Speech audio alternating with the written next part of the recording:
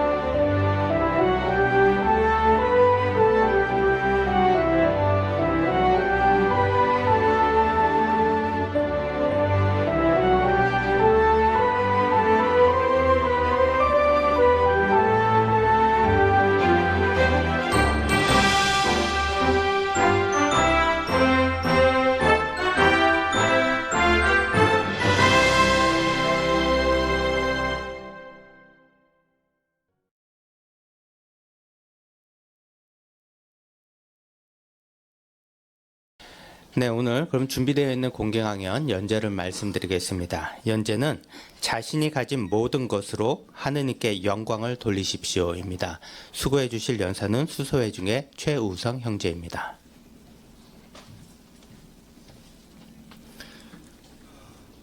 오늘 연설 제목에 이 영광이라는 단어가 들어가 있습니다. 히브리어로는 카보드라고 하는데 이것은 무거움이라는 뜻을 가지고 있습니다. 고대에는 돈이 귀금속으로 만든 주화로 돼 있었습니다. 그 주화의 모양과 무게가 다 달랐는데 이 주화의 무게가 무거울수록 히브리어로 카보드 할수록 가치가 컸습니다. 그러니까 무거울수록 좋은 거죠. 그러다가 이 단어는 귀중하거나 매우 중요한 것, 인상적인 것이라는 상징적인 의미를 가지게 되었습니다. 따라서 영광을 받는 대상은 무게 있고 위험 있고 인상적이어야 하겠죠. 누군가에게 영광을 돌린다는 것은 그에게 깊은 존경심을 나타내고 매우 존귀히 여기는 것을 가리킵니다. 그러면 누가 영광을 받으셔야 합니까? 그리고 그 이유는 무엇입니까? 그 대답이 성경 요한계시록 4장 11절에 있습니다. 함께 보겠습니다.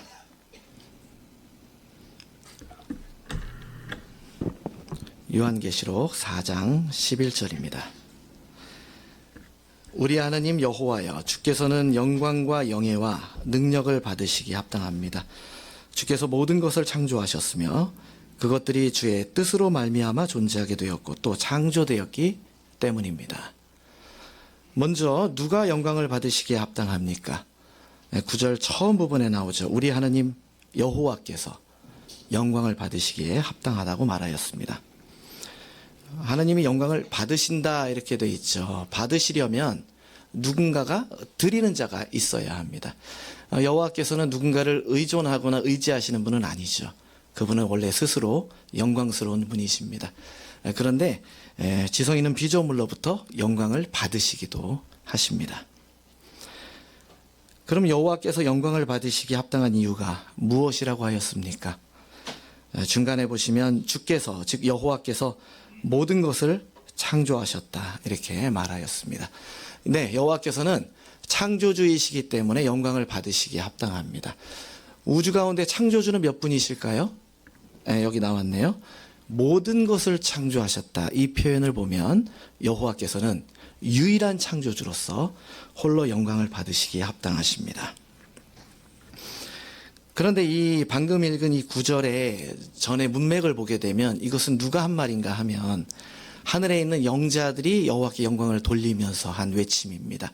그 밖에도 계시록의 다른 장들에 보면 강력한 그 영적 피조물들이 여호와를 영광스럽게 한 기록이 많이 나옵니다. 이런 강력한 영적 피조물들도 여호와께 기꺼이 영광을 돌린다면 우리 인간들도 기꺼이 여호와께 더 영광을 돌리기 위해 노력해야겠습니다. 우리가 하느님께 영광을 돌리지 않는 것에 대한 변명의 여지가 있겠습니까? 로마서 1장으로 가겠습니다. 로마서 1장 20절에 보시면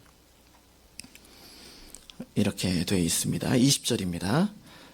세상이 창조된 때부터 그분의 보이지 않는 특성들, 곧 그분의 영원한 능력과 신성을 분명히 볼 수 있습니다. 그분이 만드신 것을 통해 그 특성들을 깨달아 알 수 있기 때문입니다. 따라서 그들은 변명할 수 없습니다. 네, 보신 것처럼 여호와께서 만드신 이 창조물에 하나님의 보이지 않는 특성들, 그분의 신성, 능력, 이런 것들이 너무나 분명히 나와 있지 않습니까? 그러니까 아무도 여호와께 영광을 돌리지 않는 것에 대해서는 변명의 여지가 없습니다.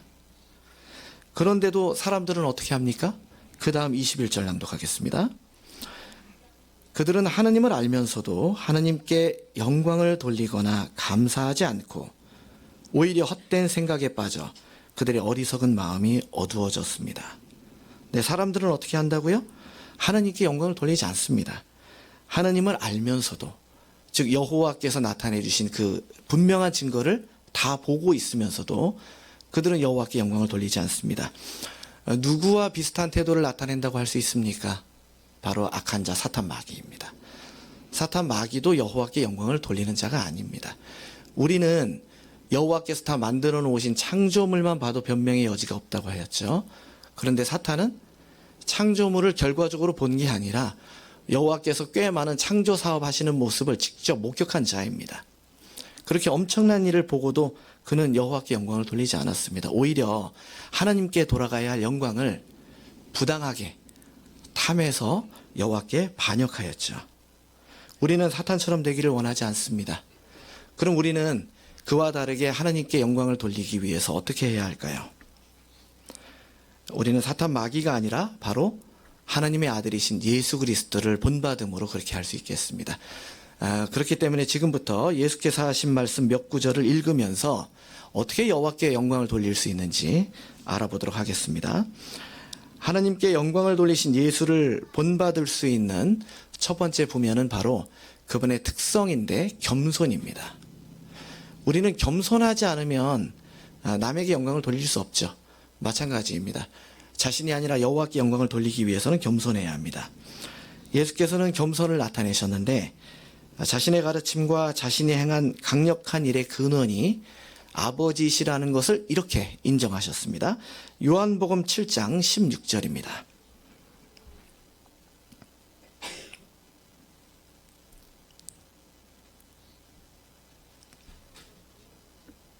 요한복음 7장 16절 낭독하겠습니다.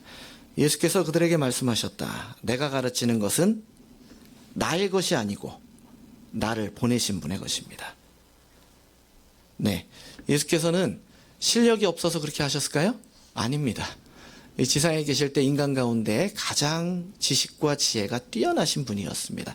예수께서 사실 마음만 먹으면 자신의 지혜만 활용해도 인간들 정도는 얼마든지 감동을 줄 수 있었죠.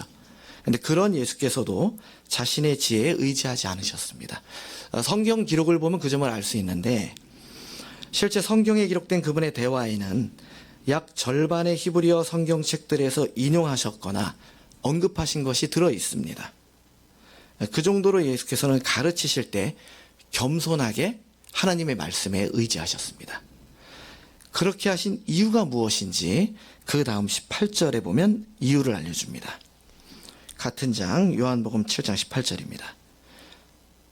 자기 생각대로 말하는 사람은 자기의 영광을 구하는 것입니다. 그러나 자기를 보내신 분의 영광을 구하는 사람은 참되고 그 속에 불의가 없습니다. 그 이유는 바로 여호와께 영광을 돌리기 위해서 그렇게 하셨습니다.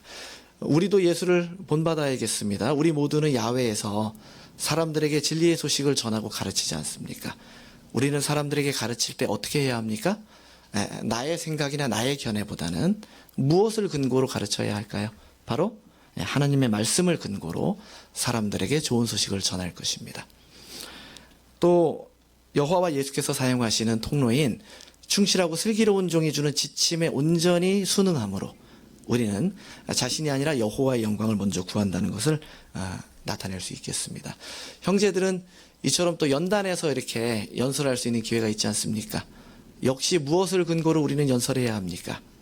하나님의 말씀에 의존하면서 가르침을 베풀어야 할 것입니다. 예수를 본받을 수 있는 또 다른 부면은 하나님에 대한 영혼을 다한 정성이라는 부면입니다. 여호와께서는 우리 각각의 개개인이 여호와께 바쳐야 할 이 숭배의 양을 정해주지 않으셨습니다. 그렇기 때문에 우리는 각자가 여호와를 얼마나 사랑하는지, 여호와께 얼마나 감사한지, 또 여호와께 얼마나 영광을 돌리고 싶어 하는지를 표현할 수 있는 기회가 있는 것이죠. 그렇게 할 수 있는 가장 중요한 방법 한 가지를 역시 예수께서 이번에는 15장으로 가시죠. 요한복음 15장 8절에서 그 방법을 이렇게 말씀하셨습니다.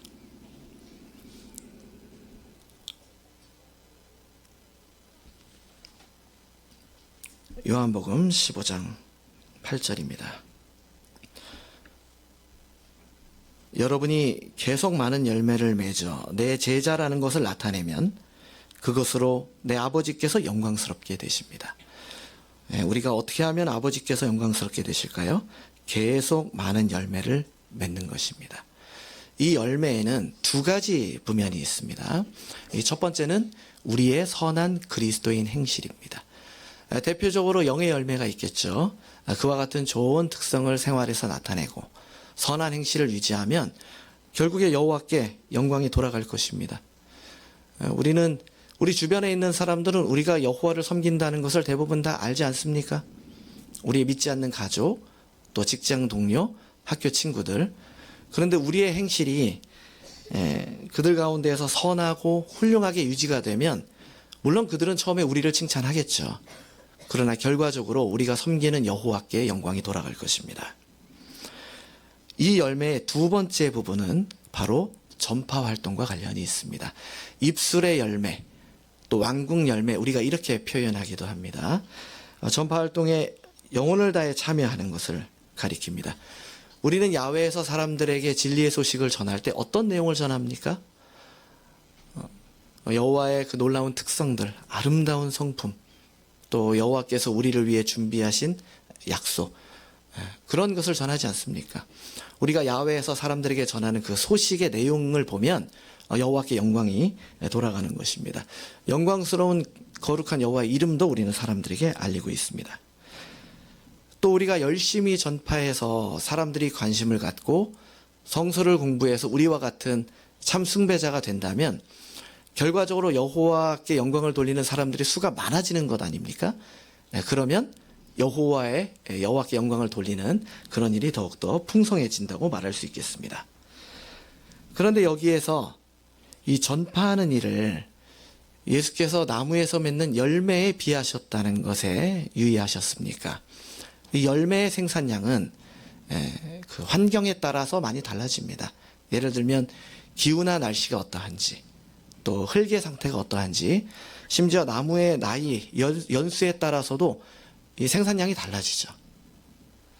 마찬가지로 혹시 우리 중에 노령이나 쇠약함 때문에 예전만큼 많은 양을 여호와께 바치지 못하는 것 때문에 실망하시는 분이 계십니까? 그럴 필요가 없습니다. 예수께서는 열매에 비하셨기 때문에 우리의 환경에 따라서 생산량은 달라지는 것이죠. 단 그것이 최선을 다한 봉사라면 여호와께서는 우리가 계속 많은 열매를 맺는 사람으로 간주해 주실 것입니다. 이 열매의 두 가지 부분을 말씀드렸죠. 선한 그리스도인 행실, 그 다음에 전파 활동. 근데 이 두 가지 중에 하나만 하면 될까요? 그렇지 않습니다. 이 두 가지는 사실은 별개의 것이 아니라 하나의 것이라고 할 수 있습니다. 우리가 심한 폭풍우를 만나서 안전한 대피소로 대피한다고 가정해 보겠습니다. 우리는 살기 위해서 대피소를 찾았는데 이제 그 대피소는 정말 따뜻하고 안전하고 그런 곳이죠. 그래서 대피소를 찾았다면 참 안심이 될 것입니다.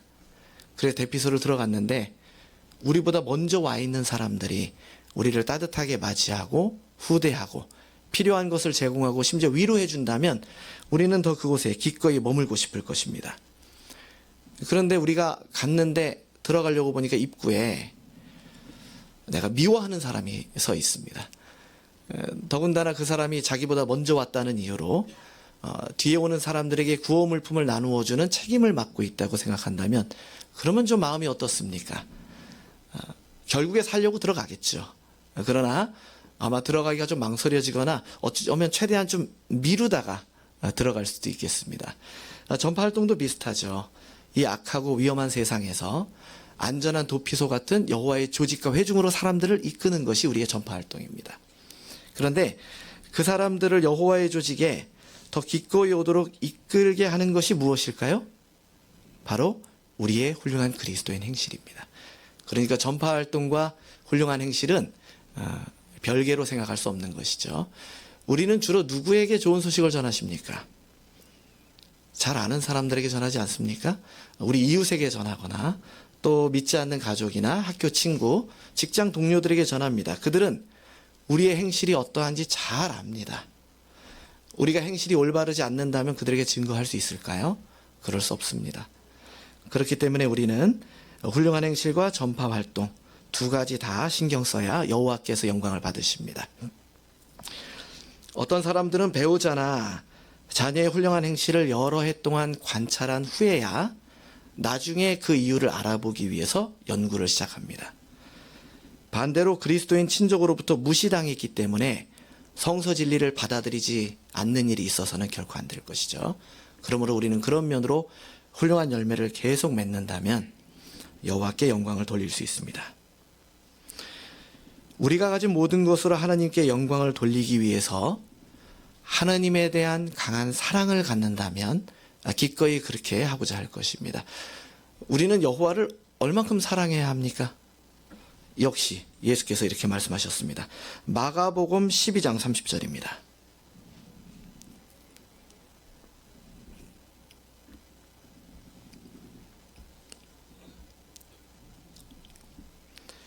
마가복음 12장 30절.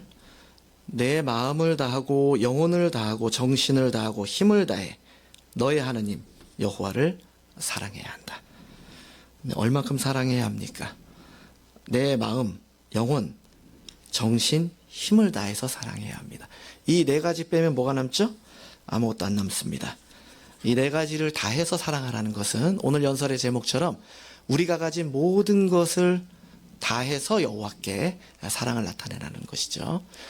우리가 가진 모든 것으로 하나님을 사랑하고 여호와를 영광스럽게 하라고 했기 때문에 우리가 가진 것을 지금 다 여호와께 갖다 바치고 숭배 외에는 아무것도 하지 말라는 그런 얘기일까요? 그렇지 않습니다. 여호와께서는 그걸 원하시는 것이 아닙니다. 우리는 생계를 위해서 일을 해야 하고 여가 생활도 즐기고 여행도 가고 또 휴식도 취해야 합니다. 우리가 가진 모든 것으로 여호와를 사랑하라는 말은 우리가 하는 모든 일에 숭배와 직접 관련이 있든 없든 거기에 여호와에 대한 사랑이 나타나야 한다는 뜻입니다. 예를 들어 보겠습니다. 어떤 젊은 남자가 기타 연주하는 일을 매우 좋아한다고 가정하겠습니다. 기타 치는 것을 너무 좋아하니까 기타 치면서 살 수 있는 직업을 갖기를 원했는데 마침내 주말이지만 카페에서 기타를 연주하는 직업을 찾았습니다. 그 일을 할 때마다 너무나 즐겁게 일을 하겠죠. 그런데 주말에 일해 갖고는 생계를 유지하기 힘들기 때문에 주중 5일 동안은 마트에 가서 계산대에서 일을 합니다. 절대적으로 마트에서 일하는 시간이 훨씬 길지 않습니까? 대부분의 시간을 마트에서 보내긴 하지만 그의 마음속에는 온통 기타 연주하는 일뿐입니다. 그래서 틈만 나면 실력을 키우기 위해서 기타 연주를 연습하고 열심히 연습해서 결국에 그 일을 더 많이 하기를 바랄 것입니다. 마찬가지로 우리도 전파 활동에 바칠 수 있는 시간이 한정되어 있을지 모르죠.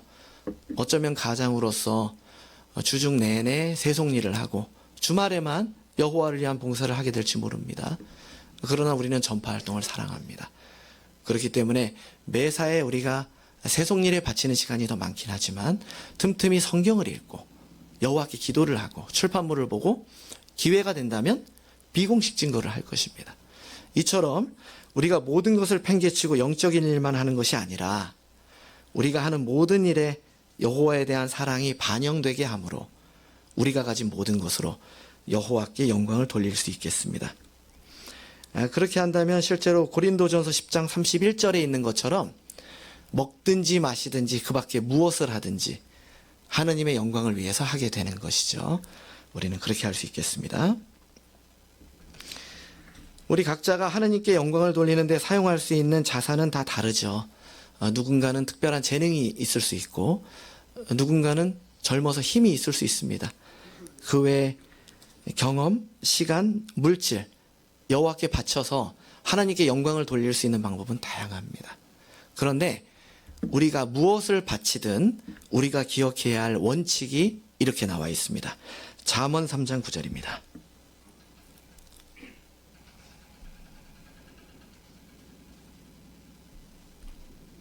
잠언 3장 9절입니다.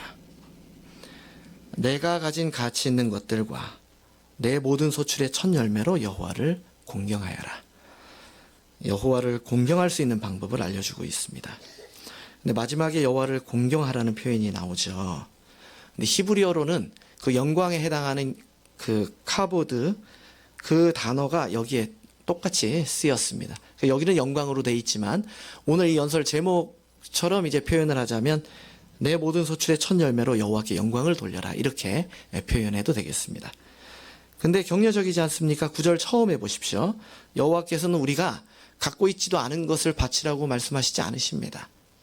내가 가진 가치 있는 것을 바치라고 하셨습니다. 우리가 갖고 있는 것 중에 여호와께 바치면 되겠습니다. 그런데 조건이 있습니다. 갖고 있는 것 중에 무엇을 바쳐야 합니까? 중간에 이렇게 돼 있죠. 내 모든 소출에 첫 열매를 여호와께 바쳐야 합니다. 첫 열매가 무엇인지 친절하게 신세기역 성경 각주에 나와 있습니다. 거기에 보시죠. 거기 보시면 또는 가장 좋은 것 이렇게 돼 있죠. 우리가 무엇을 가지고 있든지 가장 좋은 것을 여호와께 바쳐야 합니다. 근데 사실상 이 첫 열매는 순서를 나타내는 거긴 한데 이게 가장 좋은 것이 맞습니다. 이스라엘 백성이 곡식을 거두어 드렸죠. 근데 그 다음에 어떤 게 거두어 드릴지도 모릅니다. 그런데 일단 거두어진 그 처음 것을 가장 먼저 여호와를 위해서 떼어서 바치는 것을 의미하기 때문이죠. 그러니까 제일 좋은 것 아닙니까? 오늘날 우리도 첫 열매 제일 좋은 것을 여호와께 바칩니다. 우리는 할 거 다 하고 남는 시간에 봉사하지 않습니다. 월초 주초에 무엇을 가장 먼저 계획하죠? 여호와를 위한 숭배의 시간, 가족 숭배, 봉사할 시간을 가장 먼저 따로 첫 열매로 떼어놓지 않습니까? 그러니까 그게 가치 있는 것입니다. 우리는 다 쓰고 남은 것을 여호와께 드리지 않습니다. 먼저 헌금할 돈을 따로 떼어놓는 그런 생활을 하지 않습니까? 그러니까 그것이 가장 좋은 것이고 가치 있는 것입니다. 우리가 가지고 있는 것이 무엇이든 가장 좋은 것을 여호와께 바친다면 여호와께 영광이 돌아갑니다. 방금 말씀드린 것처럼 여호와께 영광을 드리는 데 있어서 우리가 얼마나 많이 가지고 있느냐가 중요한 것이 아닙니다. 우리가 가지고 있는 것을 어떻게 사용하느냐가 중요한 것이죠. 여호와께서는 우리 각자의 상황과 한계를 잘 알고 계십니다. 결코 무리한 것을 요구하시지 않습니다. 봉사의 직무를 확장하거나 회중에서 더 많은 책임을 맡을 기회가 주어질 수 있습니다. 그래서 회중에서 특별한 임명을 받을 수도 있고 또 더 필요한 구역에서 봉사할 수 있을까요? 네, 좋습니다. 외국어 봉사를 해서 봉사의 직무를 확장하는 그리스도인들도 있습니다. 역시 여호와께 영광이 돌아갑니다. 다른 사람에게 유익을 주고 여호와께 영광을 돌리기 위해 그런 특별한 기회가 주어진다면 우리는 잘 활용할 수 있겠습니다. 그러나 주의할 것이 있습니다. 무엇일까요? 자신이 가진 능력이나 특권에 대해 부당한 자부심을 갖거나 자신의 영광을 구하는 일이 결코 있어서는 안 될 것입니다. 그래서 많은 여호와에 충실한 종들은 실제로 그런 면으로 본을 나타내고 있죠. 우리가 읽은 이 신세기역 성경, 또 출판물 누가 번역했는지 모릅니다. 어떤 연설의 통역자, 성우 자신을 내세우지 않죠. 그 이유는 바로 그들 모두가 자신이 아니라 여호와께 영광을 돌리기 위해서 그렇게 하지 않습니까? 그러므로 자신을 내세우지 말고 직책에 연연하지 말아야 합니다. 자신을 내세우고 자신의 영광을 구하게 되면 하느님의 영광을 분별할 수가 없습니다. 여러분은 별 보는 것을 좋아하십니까? 하늘에 떠 있는 그 아름다운 별을 보면 정말 너무 감동적이죠. 저도 별 보는 것을 좋아합니다. 그래서 최근에 어떤 사람들은 외국에까지 나가는데 저는 별 보러 간 건 아니지만 외국에서 이렇게 별을 볼 수 있는 기회가 있었습니다. 너무 아름다웠습니다. 별 보려고 정말 캄캄한 산에 들어가서 별을 봤습니다. 왜 여기서는 못 봅니까? 이 도시에 있는 인간들이 만들어 놓은 인조적인 조명 때문에 하늘의 별빛이 보이지가 않는 것입니다. 그럼 그런 길거리나 경기장에 있는 인간이 만들어 놓은 조명이 하늘에 있는 별빛보다 더 밝게 빛나고 아름답기 때문입니까? 아닙니다. 단지 그것이 우리에 가까이 있기 때문에 그렇습니다. 사실 제가 별에 비한 이유는 고린도전서 15장 41절에 보면 별들도 영광이 서로 다르다. 그래서 별들은 종종 성경에서 하나님의 영광을 반영하는 것으로 나타내는데, 그처럼 인공적인 조명은 하나님의 영광을 반영하는 그 별빛을 볼 수 없게 방해합니다. 우리가 그 놀라운 별빛을 보려면 인공 조명의 방해를 어떻게든 차단하거나 피해야 하죠. 마찬가지입니다. 우리가 여호와께 영광을 돌리고 여호와의 영광을 구별하기 위해서는 사람의 영광을 차단해야 합니다. 그러므로 우리는 인간의 영광을 구해서는 안 될 것입니다.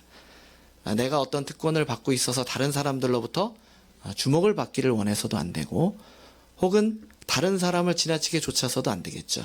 누군가의 좋은 특성을 본받을 수는 있습니다. 그러나 지나치게 좇거나 그들을 추앙하는 일이 있어서는 안 될 것입니다. 인간의 영광이 아니라 여호와의 영광을 추구하기 위해 우리는 늘 주의하면서 자신을 내세우거나 직책에 연연하지 말아야겠습니다. 우리가 이처럼 우리가 가진 모든 것으로 하나님께 영광을 돌리면 큰 축복이 있을 것입니다. 어떤 좋은 결과가 있겠습니까? 하나님께 영광을 돌린다는 것을 아는 데서 오는 내적 만족감을 우리는 갖게 될 것입니다. 또 그런 사랑스러운 사람에게 여호와께서 직접 이렇게 가까이 와 주실 것입니다. 우리가 자신의 영광을 구하지 않는 것으로 받게 되는 상이 흥미롭게도 시편 73편 24절에 이렇게 묘사되어 있습니다. 함께 시편 73편 24절 보겠습니다.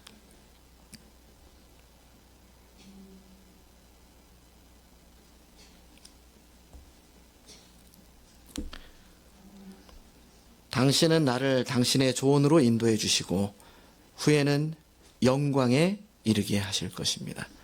네, 흥미롭죠. 우리가 영광을 구하지 않는 대가로 받는 것이 영광입니다. 영광은 내가 구하는 것이 아니라 여호와께서 주시는 것입니다. 그러면 하나님께서는 우리를 어떻게 영광스럽게 해주십니까? 우선 여호와의 놀라운 진리의 뜻을 정확하게 이해하게 해주시죠. 영광스러운 일입니다.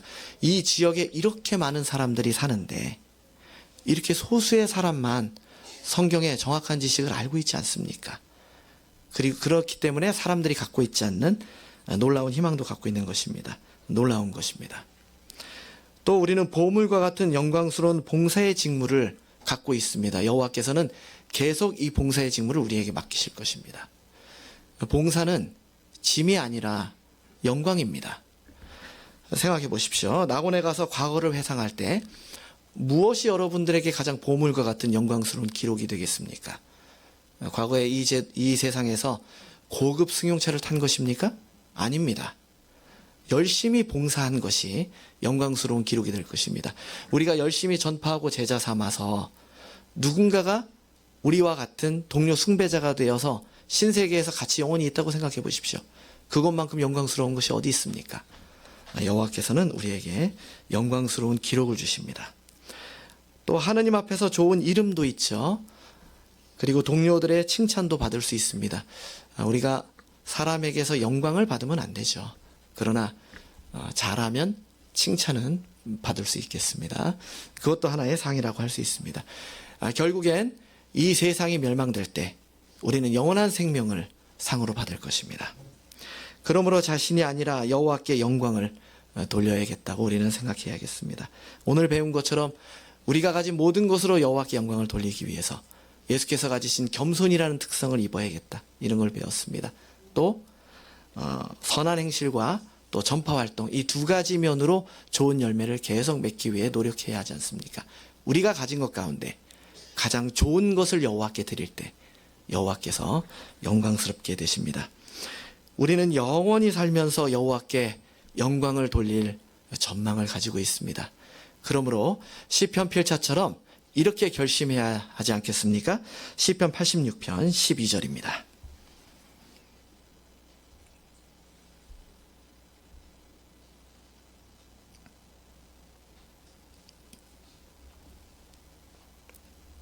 시편 86편 12절. 오 나의 하나님 여호와여, 내가 마음을 다해 당신을 찬양하고 영원히 당신의 이름을 영광스럽게 하겠습니다. 네, 우리는 낙원에서 영원한 생명을 누리면서 여호와께 영광을 돌릴 것입니다. 그러기 위해 지금 우리가 가진 모든 것으로 하나님께 영광을 돌리도록 합시다.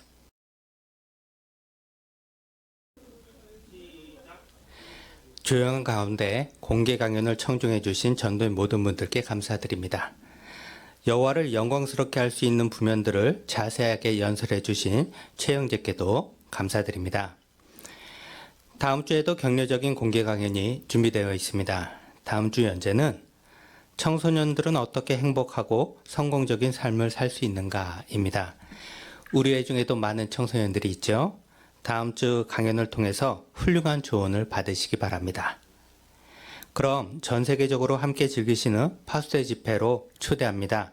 파수대 사회자 김석관 형제입니다. 네, 파수대 집회를 위해서 가능하신 분 함께 일어나서 기쁨으로 노래하라 36번을 부르겠습니다. 잠언 4장 23절에 근거한 내 마음을 지키리 힘차게 부르겠습니다.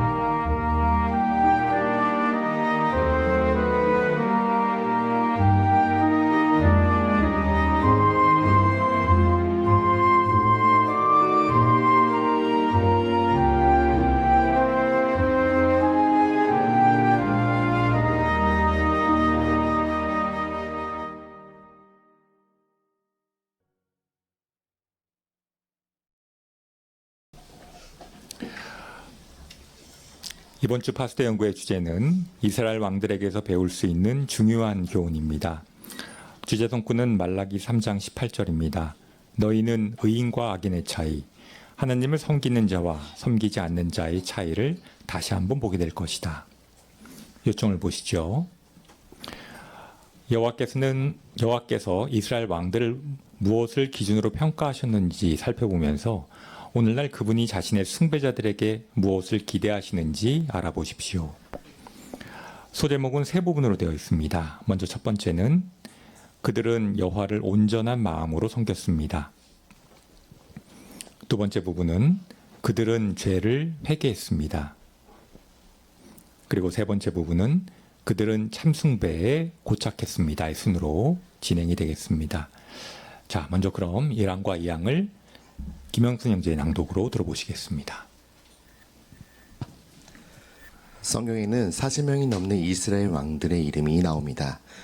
몇몇 왕에 대해서는 흥미로운 세부점들까지 솔직하게 기록되어 있습니다. 예를 들어 선한 왕들이 한 악한 일들도 알려줍니다. 선한 왕인 다윗에 대해 생각해 보십시오. 여호와께서는 그에 대해 이렇게 말씀하셨습니다. 내 종 다윗은 마음을 다해 나를 따라 걸어서 내 눈에 옳은 일만 행했다. 하지만 다윗은 남편이 있는 여자와 성적 부도덕을 저질렀고 계략을 꾸며 그 여자의 남편을 전쟁터에서 죽게 만들었습니다. 한편 불충실했던 많은 왕도 선한 일을 했습니다. 르호보암에 대해 생각해 보십시오. 그는 여호와 보시기에 악한 일을 행했습니다. 하지만 르호보암은 열지파가 이스라엘 왕국에서 분리되도록 내버려 두라는 하나님의 명령에 순종했습니다. 또한 도시들의 방비를 강화하여 백성에게 유익을 주었습니다. 성경은 일부 이스라엘 왕들에 대해 무엇을 알려줍니까? 김정길 형제.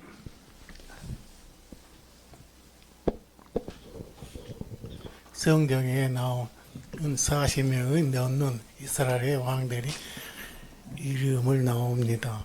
몇몇 왕은 배에서 흥미로운 세부적들까지 솔직하게 기록되었습니다. 네.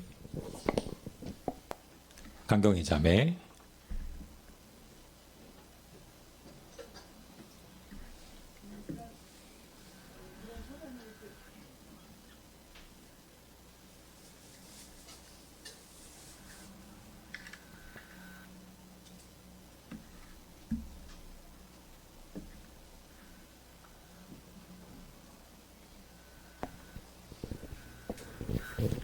네, 그런 선한 일, 세세한 기록들을 보면 선한 왕들의 악한 일도 기록되어 있고 불충실했던 많은 왕들의 선한 일도 세세히 기록되어 있습니다.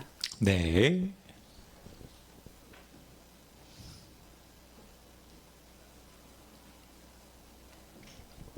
계속 3항 보시죠. 따라서 한 가지 중요한 질문이 생깁니다. 이스라엘 왕들이 선한 일도 하고 악한 일도 했다면 여호와께서는 무엇을 기준으로 충실한 왕인지 아닌지를 판단하셨습니까? 이 질문에 대한 답을 살펴보면 여호와께서 우리에게 무엇을 기대하시는지 알게 될 것입니다. 여호와께서 이스라엘 왕들을 평가할 때 염두에 두셨을 세 가지 요소를 살펴보겠습니다. 그분은 그들의 마음 상태가 어떠했는지, 그들이 회개했는지, 그들이 참 숭배에 고착했는지를 고려하셨습니다. 어떤 중요한 질문이 생기며 이 기사에서는 무엇을 살펴볼 것입니까?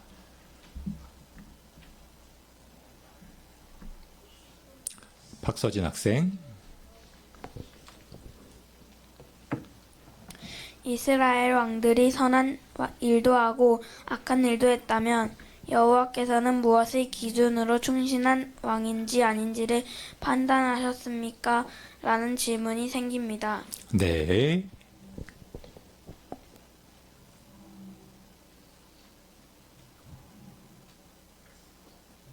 장길남 자매.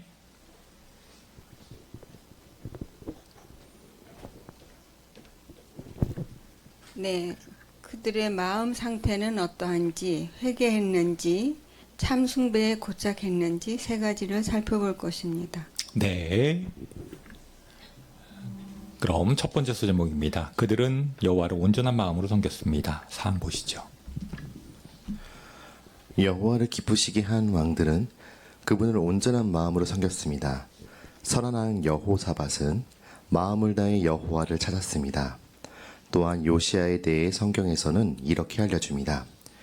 요시아와 같이 마음을 다하여 여호와께 돌아온 왕은 그 전에 없었다. 한편 말년에 악한 일을 했던 솔로몬의 경우는 어떠했습니까? 그의 마음은 온전하지 않았습니다. 또한 불충실한 왕이었던 아비암에 대해 성경은 이렇게 알려줍니다. 그의 마음은 여호와에 대해 온전하지 않았다. 충실한 왕들과 불충실한 왕들 사이의 한 가지 차이점은 무엇이었습니까? 정기성 형제.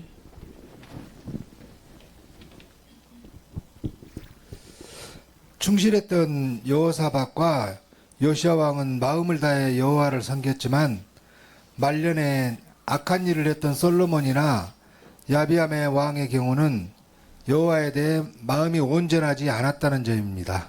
네. 윤재중 자매. 네, 그래서 여호사밧 왕에 대해서 조금 더 생각해 보면 그는 아사의 아들이었으며 또 아버지 그 아사의 길을 걸었고 또 그의 아버지처럼 백성이 여호와를 찾도록 격려했습니다. 그래서 여호와의 율법책을 사용해서 백성을 가르치는 마련을 하고 또 북쪽 이스라엘 왕국의 영토에 있는 에브라임 산강까지 가서 사람들을 여호와께 돌아오게 하는 일을 했고 그렇게 함으로써 온 마음을 다해서 여호와를 찾았다는 역대기하 22장 9절에 있는 것처럼 온전한 마음으로 여호와를 섬겼음을 나타냈습니다. 네. 권민수 학생. 충실한 왕들은 여호와께 대한 정성에 있어 자기 마음이 나누이거나 흔들리지 않고 온전한 마음으로 섬겼습니다. 네, 감사합니다. 마음에 해당되는 표현 설명은 어떻게 되어 있을까요? 오연순 자매.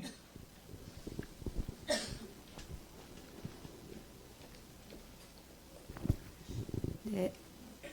마음이라는 것은 내면의 전체를 말하는데요. 욕망이나 생각, 성향, 태도, 동기, 목표가 포함된다는 것을 알려주고 있습니다. 네. 그렇다면 온전한 마음으로 여호와를 섬긴다는 것은 무엇일까요? 오왕통해 보시겠습니다. 그러면 여호와를 온전한 마음으로 섬긴다는 것은 무슨 뜻입니까? 온전한 마음을 가진 사람은 단지 의무감 때문에 형식적으로 하나님을 섬기지 않습니다. 그는 사랑과 정성을 다해 하나님을 섬깁니다. 그리고 그 사랑과 정성을 평생 유지합니다. 여호와를 온전한 마음으로 섬긴다는 것은 무슨 뜻입니까? 김진호 형제.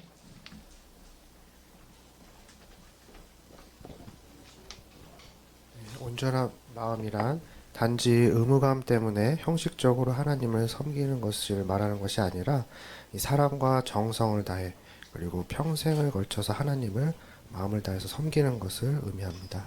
네. 자, 이런 온전한 마음을 어떻게 유지할 수 있는지 6항입니다. 우리는 어떻게 충실한 왕들을 본받아 온전한 마음을 유지할 수 있습니까? 해로운 영향을 주는 것들을 피해야 합니다. 예를 들어 불건전한 오락은 우리의 마음이 나뉘게 할 수 있습니다.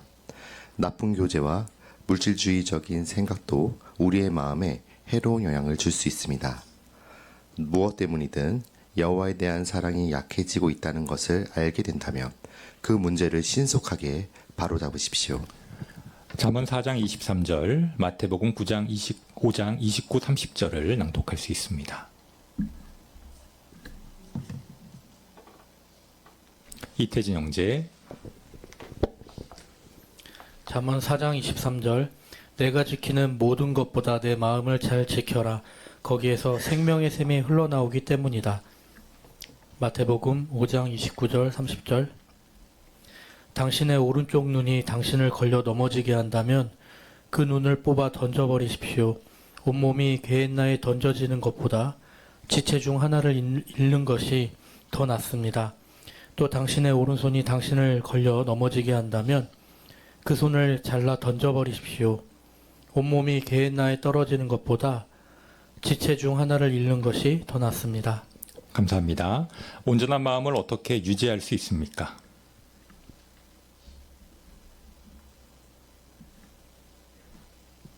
김주연 자매. 해로운 영향을 주는 것들, 나쁜 교제나 불건전한 오락, 물질주의 이런 것들은 마음에 해로운 영향을 주기 때문에 이런 것들은 피하고 혹시나 우리가 여호와에 대한 이런 이유로 여호와에 대한 사랑이 약해지고 있다는 것을 알게 될 때는 그 문제를 신속하게 바로잡기 위해 노력해야 합니다. 네. 장혜은 자매.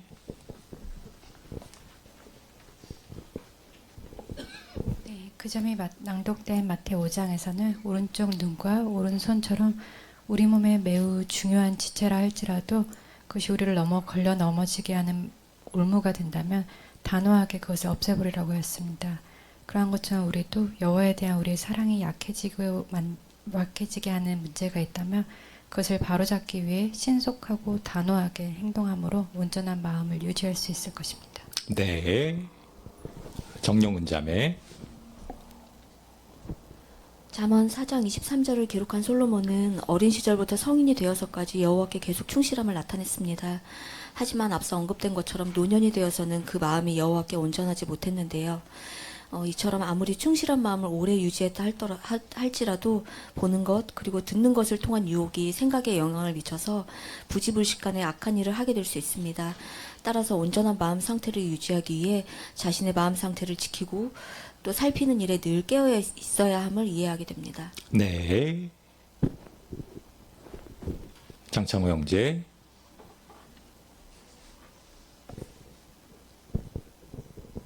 네, 온전한 마음을 위해서 우리가 피해야 될 것도 있지만 온전한 마음을 유지해서 우리가 받아들여야 될 것들이 있습니다. 여호와의 생각이 우리가 생각하고 느끼고 행동하는 방식에 영향을 미치도록 여호와의 말씀을 마음을 열어서 받아들여야 됩니다. 네. 이정호 형제. 네, 또한 마태에서 언급된 것처럼 우리의 마음 욕망과 동기들을 제어하는 것이 생각보다 어렵다는 것을 다시 한번 배우게 됩니다. 우리가 나쁜 교제, 생각들을 하게 되면 바로 직접적으로 영향을 안 주더라도 나중에 간접적으로 일상생활 또는 결정에 대해 할 때 영향을 줄 수 있다는 것을 배울 수 있습니다. 네. 자, 우리에게 도움이 되는 한 가지 예를 보시죠. 7항입니다.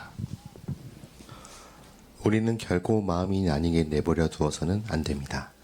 우리는 자신을 속이지 않도록 조심해야 합니다. 영적인 활동을 열심히 하지만 하면 해로운 것들을 피하지 않아도 문제될 것이 없다고 생각하는 일이 있어서는 안 됩니다. 한 가지 예를 들어보겠습니다. 바람이 쌩쌩 부는 몹시 추운 날에 밖에 나갔다가 집에 돌아왔다고 생각해 보십시오. 아마 당신은 보일러를 틀 것입니다. 하지만 문을 열어둔 채로 보일러를 튼다면 집안이 따뜻해지겠습니까? 찬 바람이 금세 집안을 가득 채울 것입니다. 교훈점은 무엇입니까? 여호와와 따뜻한 법관계를 누리려면 단지 영적 양식을 섭취하는 것만으로 충분하지 않습니다. 우리에게 해로운 영향을 주는 것들이 들어오지 않도록 비유적으로 문을 닫아야 합니다. 그렇게 해야 이 세상의 차가운 공기, 즉 불경건한 태도가 우리 안에 들어와 우리의 마음이 나뉘는 일을 피할 수 있을 것입니다. 우리에게 해로운 영향을 주는 것들을 피하는 것이 중요한 이유는 무엇입니까? 황수영 자매. 네, 여기 이해를 볼 수 있는데요.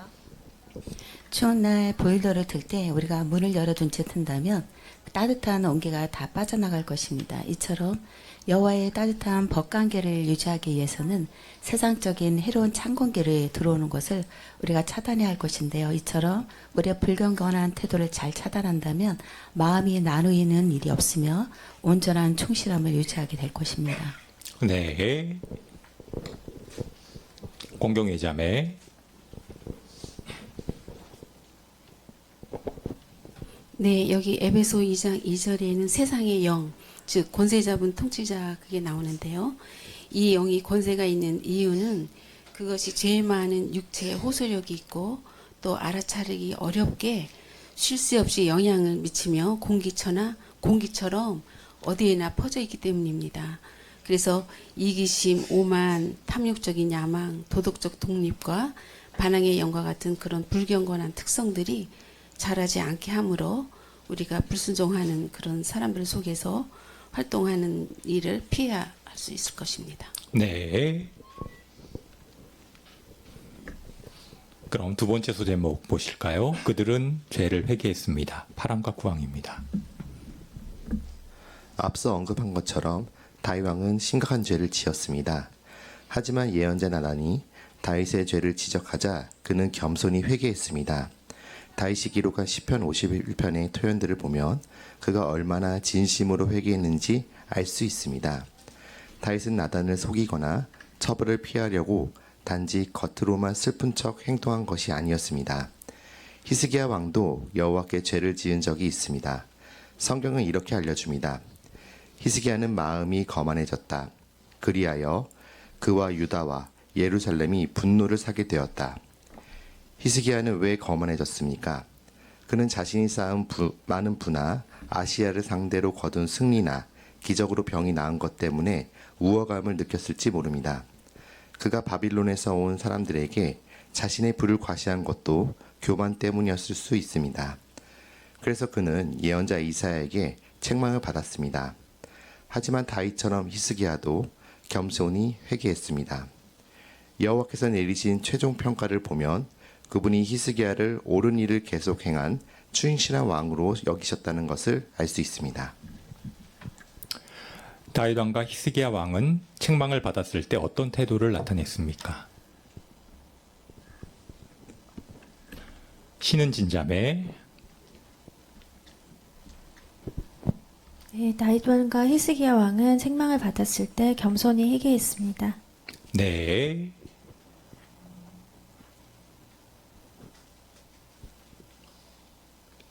김광순 형제. 예, 그래서 사무엘하 12장 13절에 보면 나단이 책망했을 때 그는 내가 여호와께 죄를 지었습니다라고 변명하지 않고 즉시 회개했습니다. 네. 은지은 자매. 네, 또 다윗이 기록한 시편 51편 3절에 보면 나의 범법을 잘 알고 있고라는 표현에서 다윗은 자신이 저지른 잘못을 온전히 깨닫고 또 몹시 후회하는 태도를 보이는 것입니다. 그것은 겉으로만 슬픈 척한 것이 아니라 정말 진심으로 자신의 잘못을 뉘우쳤다는 것을 알 수 있고, 또 4절에 보면 누구보다도 당신에게 죄를 지어 악한 일을 행했으니, 이 표현에서도 다윗은 자신의 잘못이 가족이나 한 나라의 왕으로서의 미치는 영향보다도 여호와 앞에서의 책임이 더 크다는 것을 인정하고 진심으로 또 겸손히 회개한 것임을 이해할 수 있습니다. 네.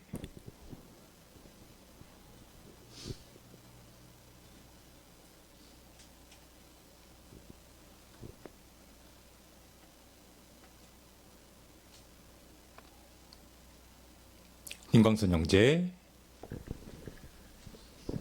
다윗이 밧세바와 간음을 하고 난 후에 그 시편 51편 17절에 보면 찢기고 억눌린 마음이라는 표현을 보면 그가 지은 죄에 대해서 얼마나 여호와께 그 짓눌린 마음을 갖고 있었는지 우리가 알 수 있습니다. 그래서 우리가 어떠한 양심에 그 화인 맞았다고 하죠. 그래서 우리가 민감한 양심을 유지하는 것은 우리가 한순간에 어떠한 실수를 저질러도 다시 여호와께 돌아올 수 있다는 것입니다. 그래서 민감한 양심을 유지하기 위해서 이렇게 집회에 참석하고 개인 연구하는 것이 매우 중요하다는 점을 우리가 알게 됩니다. 네.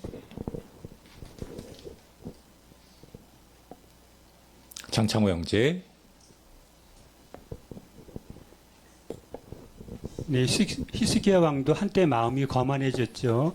거만해진 이유가 자신이 쌓은 많은 부나 아시라를 상대로 승리를 거둔 것이나 기적으로 병이 나은 것 때문인지는 모르겠습니다. 하여튼 이유가 한때 거만해졌었는데 예언자 이사야에게 책망을 받으니까 다윗처럼 히스기야도 겸손하게 회개했기 때문에 여호와께서 충실한 왕으로 여겨주셨습니다. 네. 참조된 사파를 해설하시겠습니다.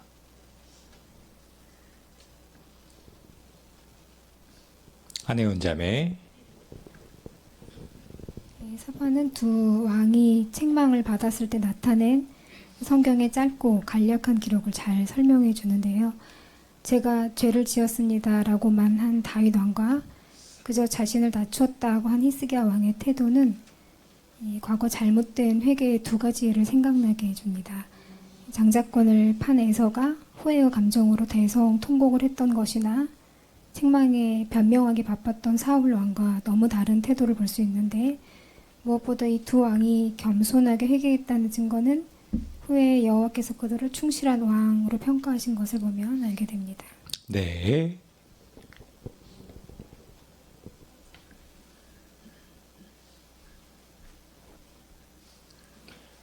그럼 죄를 회개하지 않은 인물을 살펴볼까요? 시팡입니다. 다윗과 히스기야와는 달리 유다의 아마샤 왕은 옳은 일을 행했지만 온전한 마음으로 행하지는 않았습니다. 그는 어떤 잘못을 저질렀습니까? 아마샤는 여호와의 도움으로 에돔 사람들을 물리친 뒤에 에돔의 신들을 숭배했습니다. 여호와의 예언자가 그의 죄를 지적했지만 왕은 완고한 태도를 보이며 그의 말을 듣지 않았습니다. 아마샤 왕은 충고를 받자 어떤 태도를 나타냈습니까? 권혁주 학생. 여호와의 예언자가 그의 죄를 지적했지만 아마샤 왕은 완고한 태도를 보이며 그의 말을 듣지 않았습니다. 네, 감사합니다. 김금선 자매.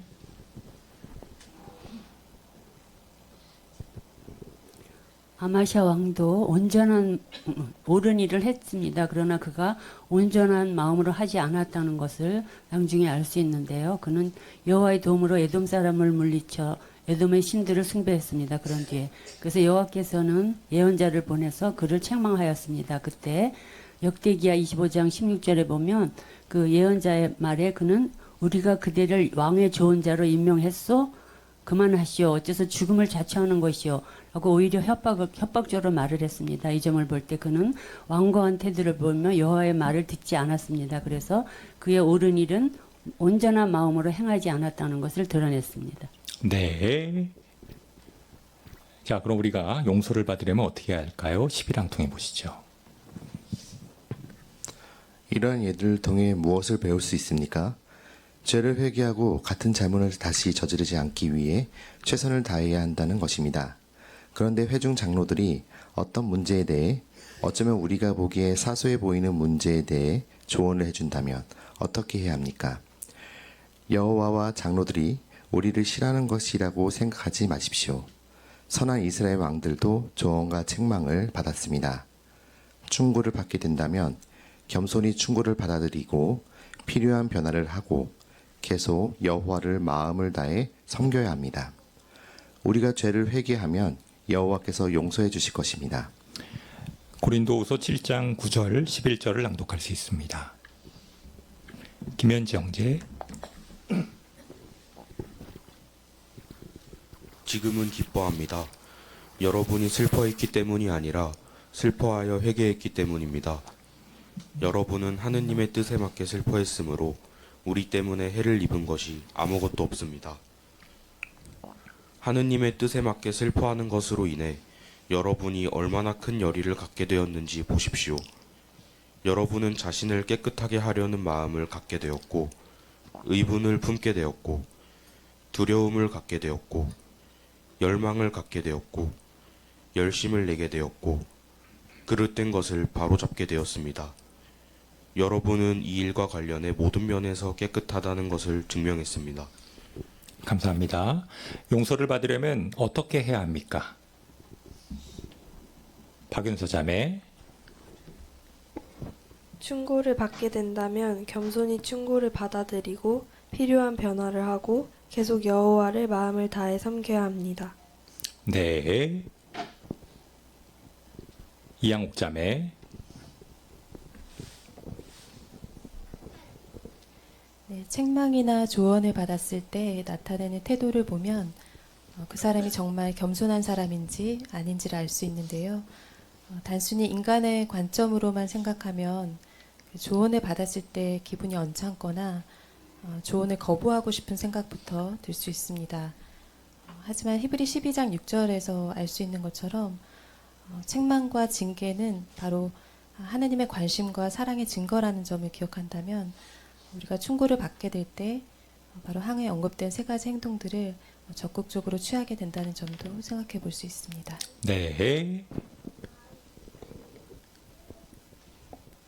장창호 형제, 네, 죄를 회개해야 용서를 받는데 가끔 죄를 회개하지 않는 경우가 있는데요. 협회 출판물에 찾아보니까 회개하지 않는 경우는 하나님과의 관계의 중요성이나 심각성을 이해하지 못하고 또 하나님의 말씀에 대한 인식이나 균형 잡힌 추리력이 없다고 합니다. 그래서 자신만 생각하고 자신의 마음이 계속 완고해지게 하고 그의 양심을 회개하게 도우려는 노력을 저항한다라고 합니다. 그래서 그 결과 파멸을 당하게 되는데 이런 과정이 우리 각자 자신에게 일어나지 않도록 유의해야 되겠습니다. 네. 김소연 자매, 네, 그래서 용서를 받기 위해서는 낭독성구 11절에서 알려주는 것처럼 우리가 하나님의 뜻에 맞는 슬픔을 나타내야 되는데요. 이것은 단지 자신이 저지른 잘못에 대한 슬픈 감정 그 이상이 포함이 됩니다. 그래서 마음과 정신과 동기에서 자신이 여호와를 두려워하는 마음을 근거로 깨끗하다는 것과 또 그것을 행위로 그 증거를 나타낸다면 진정한 용서를 받을 수 있을 것입니다. 네. 강경희 자매,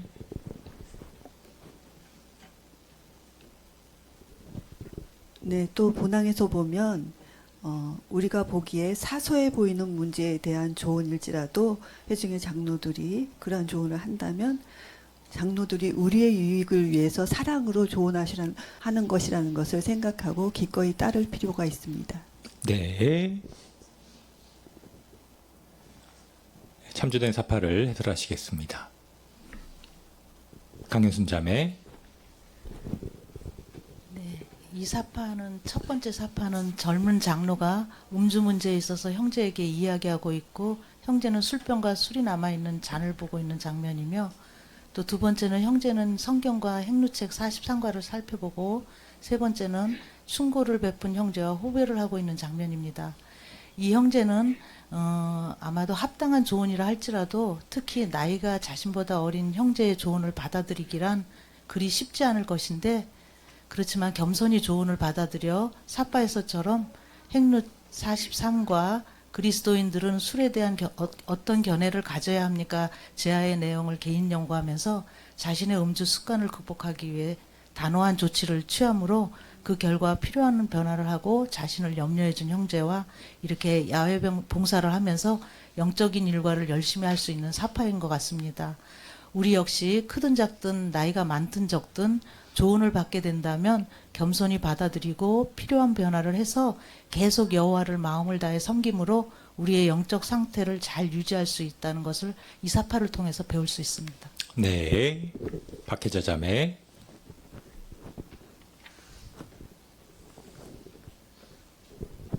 네, 강자매 해설 참 잘 들었습니다. 저도 이 점을 좀 생각해 봤는데요. 정말 나이 어린 형제가 연로한 형제가 이렇게 충고를 받을 때 쉽지 않은 것은 분명한데요. 이렇게 자신을 돌아보고 또 변화하고 같이 봉사하면서 그것을 다 날려버리고 여호와를 행복한 마음으로 섬기는 걸 볼 때 오늘날 여호와의 증인의 그 800만 명이 훨씬 넘는 이 많은 이 증인들의 집단이 하나로 연합되고 이렇게 된 것은 여호와께서만이 사람을 진정으로 변화시키는 힘이 있으시다는 것 느꼈고요. 참 아름답고 행복한 조직이라는 걸 다시 느꼈습니다. 네.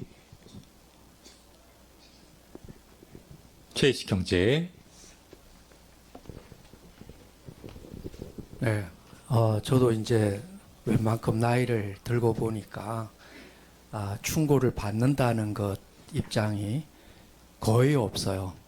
그러니까 이제 젊었을 때는 뭐 친구든 위에 형들이든 장로든 여러 그 통로를 통해서 조언과 충고가 있어 왔는데 사실 나이가 육적인 나이가 들고 보면 그런 충고를 받을 기회가 별로 없어요. 조언이라든지. 근데 여기 그림에 있는 것처럼 젊은 장로가 이 형제에게 할 때 얼마나 많은 고민을 하고 또 성구나 생각을 하고 기도를 하고 했을까라는 생각을 하게 되거든요. 그래서 아마 이것도 틀림없이 이 형제의 노력, 여호와께 대한 간절한 이 연로한 형제에 대한 사랑이 이렇게 표출되었기 때문에 여호와께서 이 연로한 형제의 마음도 감동시키고 또 좋은 결과로 이렇게 동료로서 야외 봉사를 함께 참여하는 이 아름다운 모습으로 가지 않았을까 생각하게 됩니다. 네. 그럼 다음 이스라엘 왕들에서 배울 수 있는 세 번째 교훈입니다. 그들은 참숭배에 고착했습니다. 12장 보시죠. 여호와께서 충실하다고 여기신 왕들은 참 숭배에 고착했습니다. 그리고 백성들도 참 숭배에 고착하도록 권했습니다. 물론 이미 살펴본 것처럼 그 왕들도 잘못을 저질렀습니다. 하지만 그들은 여호와께 전적인 정성을 바쳤으며 우상 숭배를 없애기 위해 힘써 싸웠습니다. 충실한 왕들은 불충실한 왕들과 어떤 면에서 특히 달랐습니까? 전 바엘 학생. 여호와께서 충실하다고 여기신 왕들은 장숭배에 고착했습니다. 네, 감사합니다. 정기성 형제. 충실한 왕들은 참숭배에 고착하도록 백성들에게도 권했으며 물론 자신들도 잘못을 저질렀지만 여호와께 전적인 정성을 바치고 우상 숭배를 없애기 위해 노력한 면에서 달랐습니다. 네, 13항입니다. 여호와께서 불충실하다고 평가하신 왕들은 어떠했습니까? 물론 그들이 악한 일만 한 것은 아니었습니다. 예를 들어 악한 왕 아합은 나봇이 자신 때문에 살해되었다는 사실에 대해 어느 정도 죄책감을 느끼고 자신을 낮추었습니다. 또한 도시들을 세웠고 전쟁에서 이스라엘을 승리로 이끌었습니다. 하지만 아합은 아내의 영향을 받아 이스라엘에서 거짓 숭배를 널리 퍼뜨리는 매우 악한 일을 저질렀습니다. 그리고 그런 일을 한 것을 회개하지 않았습니다. 여호와께서 아합을 불충실한 왕이라고 평가하신 이유는 무엇입니까? 유지성 형제.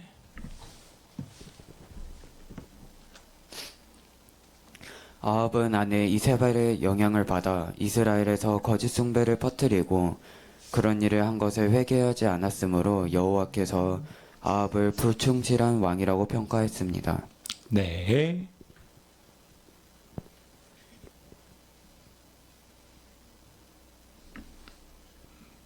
박희정 형제.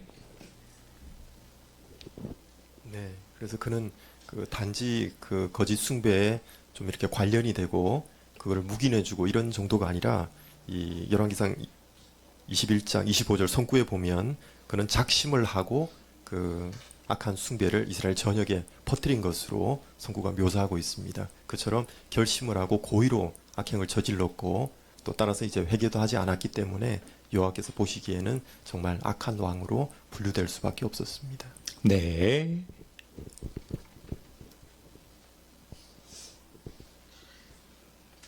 또 다른 악한 왕도 살펴볼까요? 14항입니다.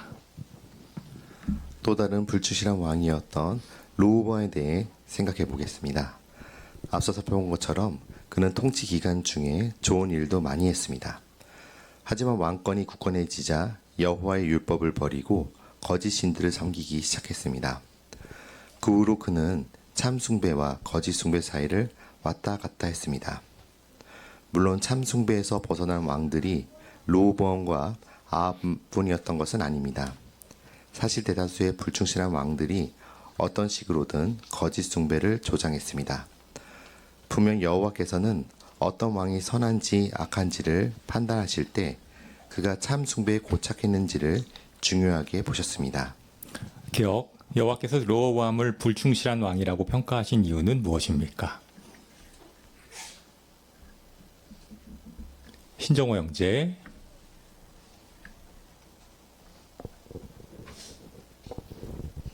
앞서 살펴본 것처럼 그는 통치 기간 중에 좋은 일도 물론 많이 했습니다.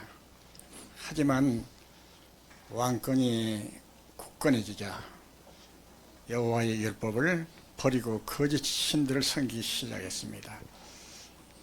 여기에서 우리가 살펴보면은 거의 모든 왕들이 우상을 숭배했다는 것이 가장 심각한 죄를 저지른 원인인 것 같습니다.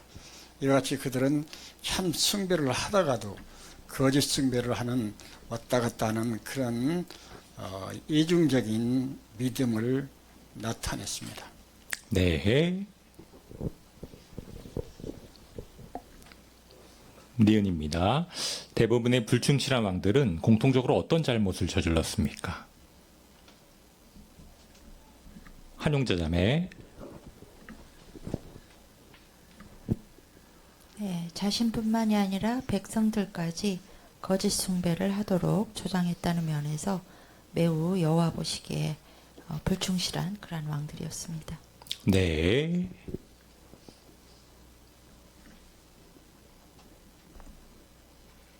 자, 그럼 참숭배에 고착하는 것이 왜 중요한지 15항을 통해 보시겠습니다.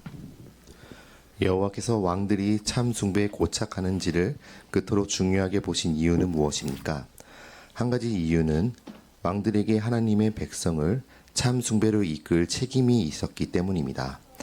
또한 거짓 숭배는 백성이 다른 심각한 죄를 저지르게 만들고 불공정을 조장했기 때문입니다. 그뿐 아니라 이스라엘의 왕과 백성은 모두 여호와께 헌신한 사람들이었습니다.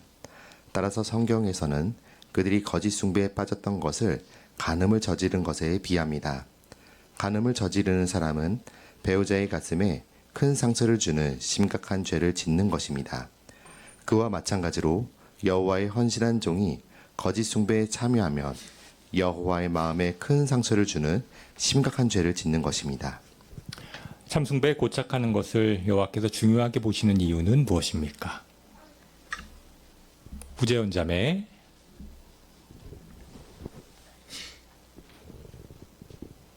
예, 이스라엘의 왕과 백성은 모두 여호와께 헌신한 사람들이었고 또 왕들에게는 하나님의 백성을 참 숭배로 이끌어야 할 책임이 있었습니다.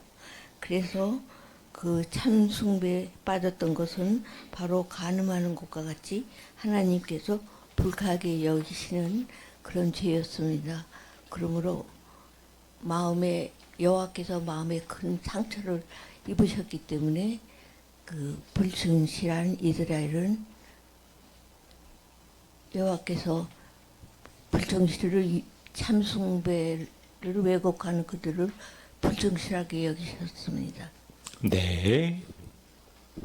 김인환 형제.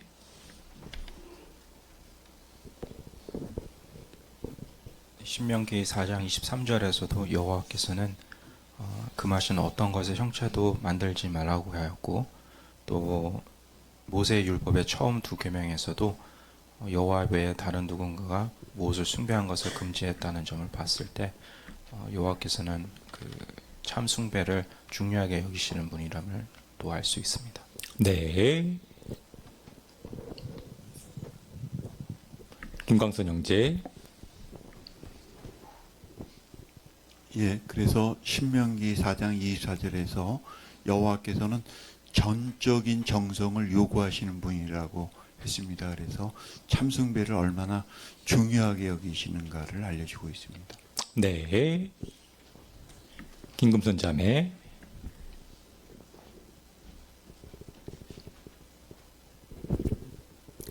여호와께서는 이렇게 전적인 정성을 요구하시는 하나님입니다. 그것은 합당한 일입니다. 그분은 우리를 창조하셨고 또 전능하신 분이며 유일한 참 하나님이시기 때문입니다. 그러므로 우리는 자신의 마음과 행동에서 그분이 마땅히 차지해야 할 자리에 그 무엇도 들어가지 못하게 항상 자신의 마음을 지켜서 여호와께 전적인 정성을 바치도록 노력해야 함을 알게 됩니다. 네. 16항입니다. 우리는 어떤 교훈을 배울 수 있습니까? 물론 우리는 거짓 숭배를 피하겠다고 굳게 결심해야 합니다. 하지만 그에 대해 참 숭배에 고착하고 계속 열심히 하나님을 섬겨야 합니다. 예언자 말라기는 여호와께서 보시기에 선한 사람과 악한 사람의 차이가 무엇인지 다음과 같이 분명히 기록했습니다. 너희는 의인과 악인의 차이, 하나님을 섬기는 자와 섬기지 않는 자의 차이를 다시 한번 보게 될 것이다. 따라서 우리는 그 어떤 이유로도 하나님을 섬기기를 중단해서는 안 됩니다. 자신의 불완전성이나 잘못 때문에 실망하더라도 결코 포기해서는 안 됩니다. 여호와를 섬기기를 중단하는 것 자체가 심각한 죄입니다. 여호와께서 보시기에 의인과 악인 사이의 중요한 차이점은 무엇입니까? 손빈비 자매. 계속 열심히 하느님을 섬기는 것입니다. 네. 황수영 자매. 네, 말라기에서 알려주는 것처럼 참숭배는 하나님의 백성과 세상 사람을 구별시켜 주는데요. 온갖 형태의 폭력을 배척하고 여기에 인도를 따르는 하나님의 백성은 끊임없이 하나님을 섬기며 그분이 주시는 평화와 또 축복을 받고 있으며 온전한 마음으로 참 숭배에 고착하고 있습니다. 네. 이옥현 자매.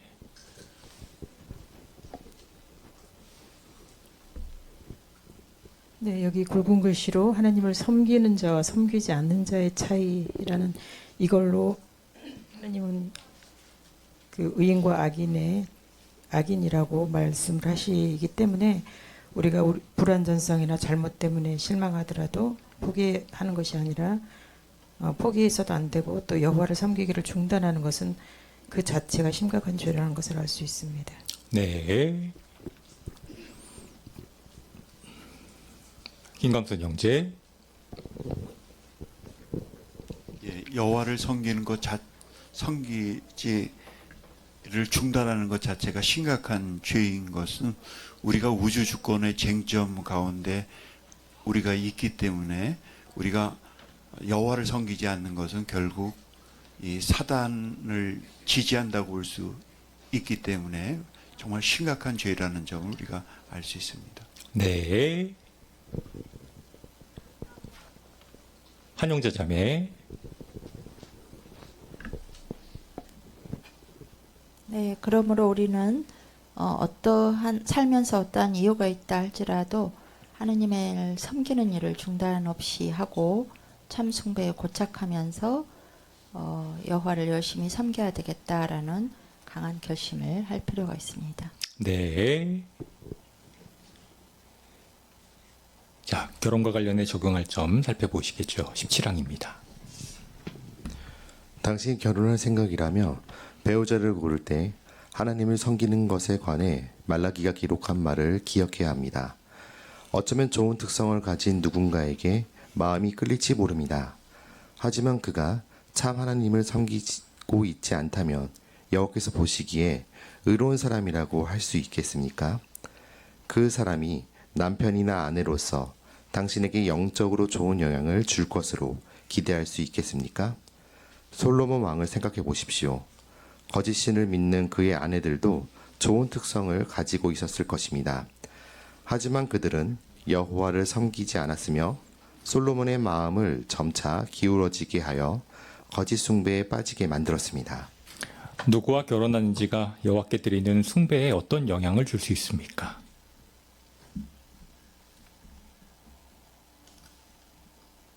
정영은 자매. 솔로몬은 많은 이방 아내들을 두었으며 열왕기상 11장 4절에서 알 수 있는 것처럼 그 아내들은 솔로몬의 마음을 기울어지게 하여 다른 신들을 따르게까지 하였습니다. 이처럼 어떤 배우자를 선택하느냐에 따라 우리의 숭배 방향도 달라질 수 있고 결국 여호와 보시기에 악한 사람도 될 수 있다는 점을 이해할 수 있습니다. 네. 윤소희 자매.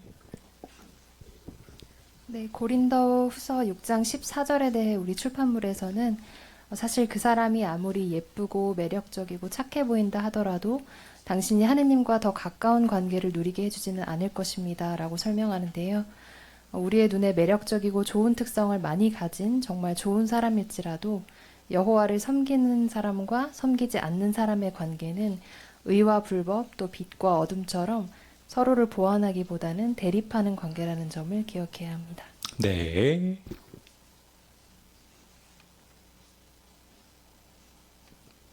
자녀 교육과 관련된 면도 살펴보시겠습니다. 18항입니다. 부모라면 이스라엘 왕들에 관한 성경의 기록을 사용해서 자녀가 여호와를 열심히 섬기려는 마음을 갖도록 도와줄 수 있습니다. 여호와께서 어떤 왕이 선하거나 악하다고 판단하실 때 그 왕이 참 숭배를 장려했는지를 중요하게 보셨다는 점을 자녀에게 알려주십시오.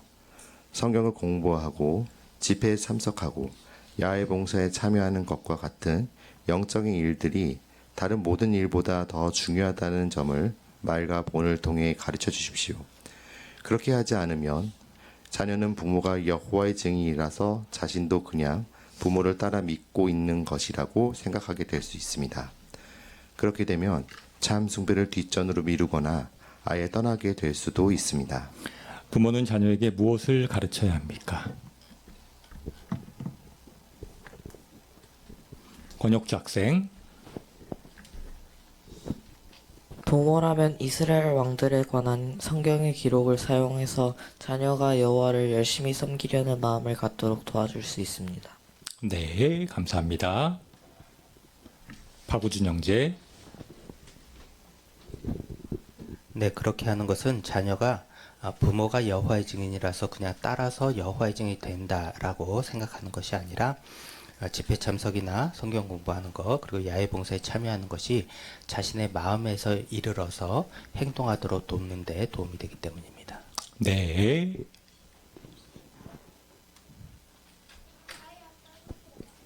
손상락 형제. 네, 부모는 그 자녀에게 가장 좋은 목격 증인이 될 수 있는데요. 그 부모의 본을 통해서 이 여호와의 영적인 일들 하는 것이 중요하다는 것을 행실로서 가르칠 수 있겠습니다. 네. 자, 그럼 19항 보시죠.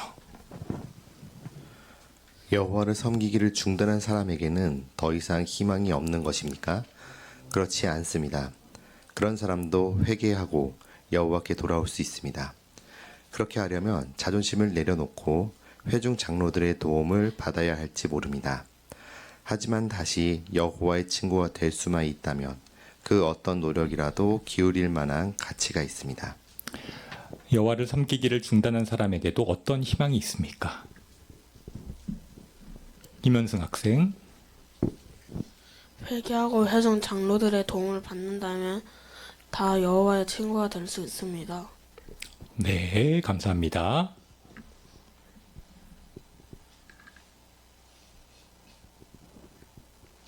당신도 여호와께 돌아올 수 있습니다. 지하의 내용을 낭독하겠습니다.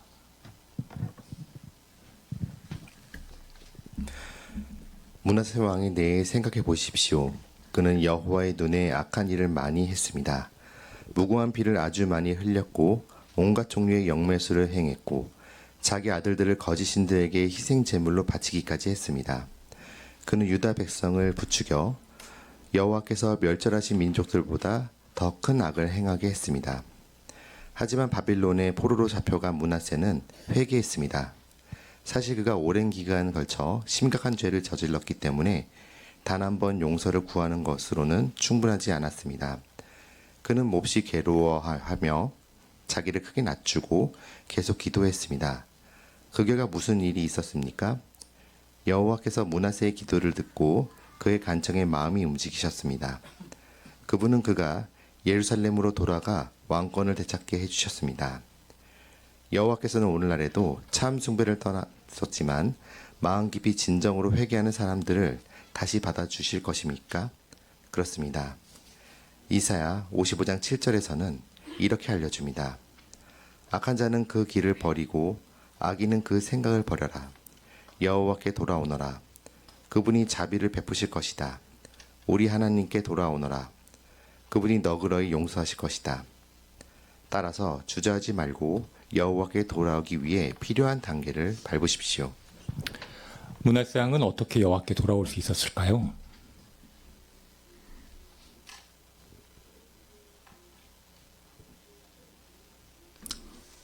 최식 형제.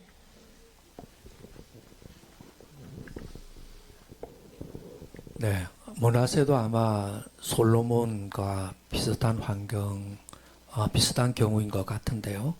그가 지은 죄를 생각하면 도저히 용납할 수 없는 그런 죄 같습니다. 자기의 자녀까지 거짓 숭배 희생으로 바친 그런 기록들을 보면, 그런데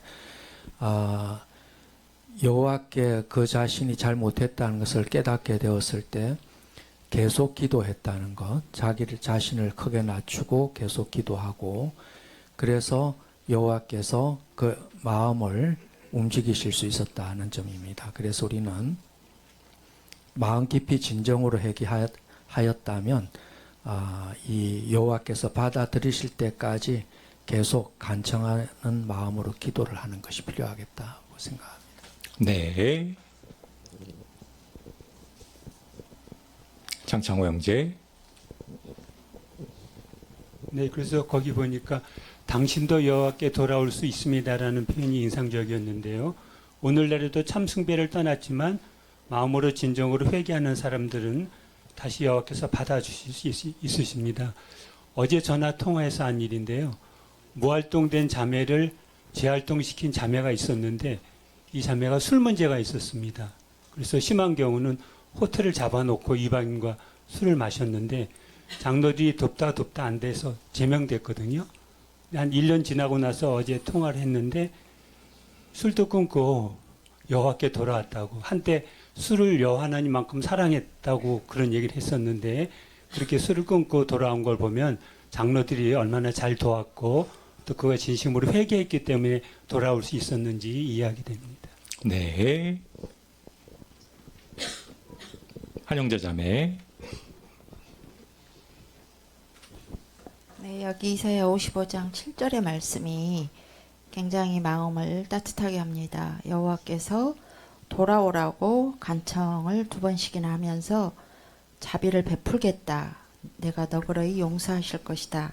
용서할 것이다 라고 마치 부모가 자녀에게 돌아올 것을 그 마음속 깊이 그렇게 간청을 한다라는 그러한 생각을 개개인들이 좀 갖는다면 우리가 비록 실수를 했다 할지라도 또 죄를 지었다 할지라도 그런 부모의 마음으로 나를 이렇게 생각하고 있구나라는 마음을 갖는다면 여호와께 돌아오기가 훨씬 더 쉬워질 것이다 라고 생각해 봅니다. 네. 마지막 20항 보시죠.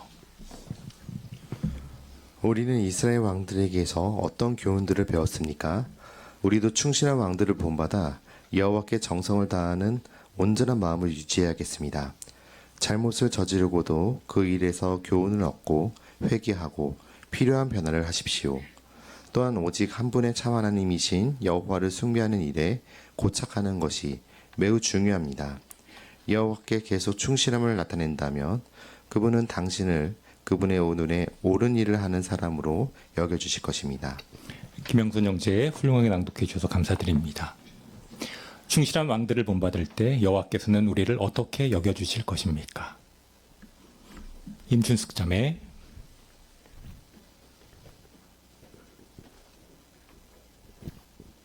네, 기록에서 알 수 있듯이 여러 왕들이 잘못을 저질렀지만 변화하고 회개하고 여호와께 돌아온 교훈점을 배우게 되었습니다. 이 교훈의 예처럼 정성을 다해 여호와께 온전한 마음으로 충실하게 고착한다면 여호와께서는 모든 사람을 옳은 일을 행한 사람으로 여겨주실 것입니다. 네. 권민수 학생.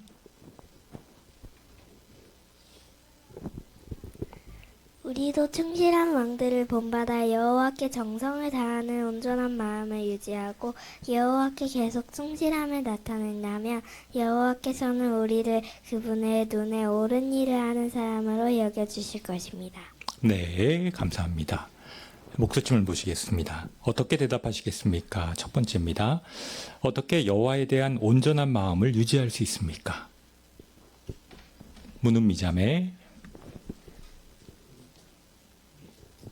네, 먼저 우리에게 해로운 영향을 주는 것들, 불건전한 오락이나 나쁜 교제, 또 물질주의적인 생각 등을 그러한 해로운 영향을 줄 수 있는 것을 멀리하고 또 무엇 때문에든 여호와에 대한 사랑이 약해지고 있다는 것을 알게 된다면 그 문제를 신속히 바로 잡으며 여호와를 단지 의무감 때문이 아니라 사랑과 정성을 다해 하나님을 섬김으로써 여호와에 대한 온전한 마음을 유지할 수 있습니다. 네.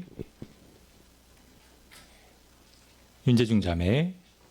네, 그래서 하나님을 사랑하는 마음과 또 그분의 뜻과 요구 조건을 알고 그대로 행하려는 그런 결의에 찬 마음을 갖고 순종하는 태도로 하나님을 섬기기를 열망하면서 기꺼이 시정이 베풀어질 때 시정을 받아들인다면 온전한 마음을 유지할 수 있을 것입니다.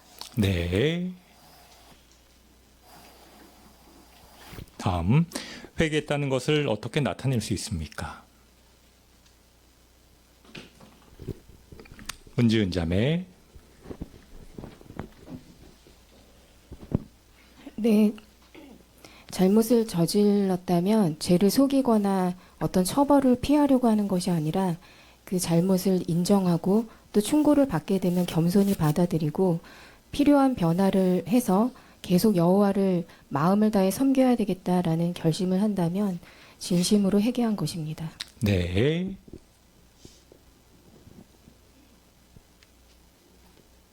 안혜연 자매. 겉으로만 슬픈 척 행동하지 않고 변명하지 않고 또 같은 실수를 반복하지 않음으로 나타낼 수 있겠습니다. 네.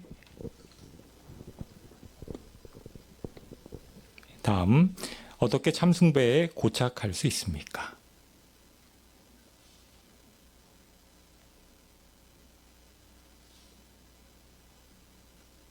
최대원 형제.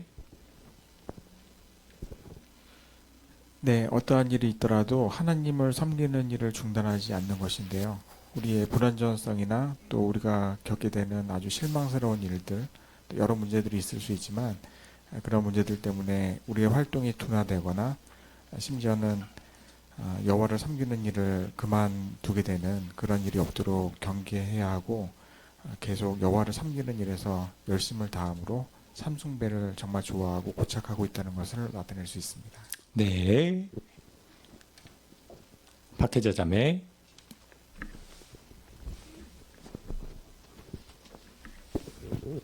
네. 40명이 넘는 그 이스라엘의 왕들 중에서 지극히 일부만 나왔는데요. 정말 하나님을 섬기는 자와 섬기지 않는 자의 차이는 참숭배에 그 생애 끝까지 고착하는 것입니다.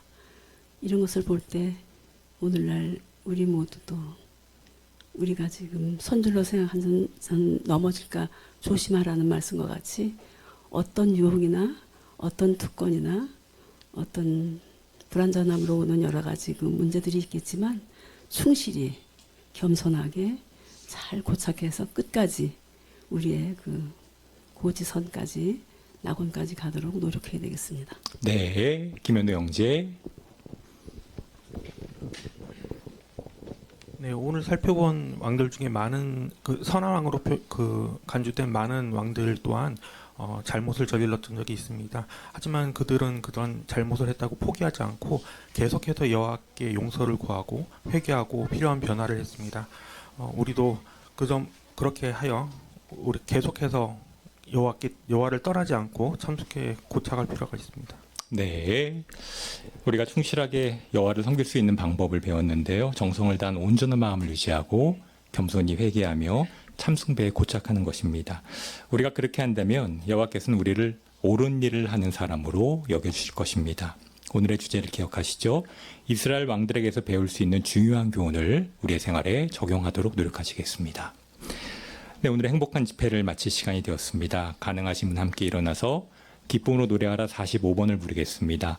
시편 19편 14절에 근거한 내 마음의 묵상을 힘차게 부르시고 김현우 형제의 마치는 기도가 있겠습니다. 노래 45번입니다.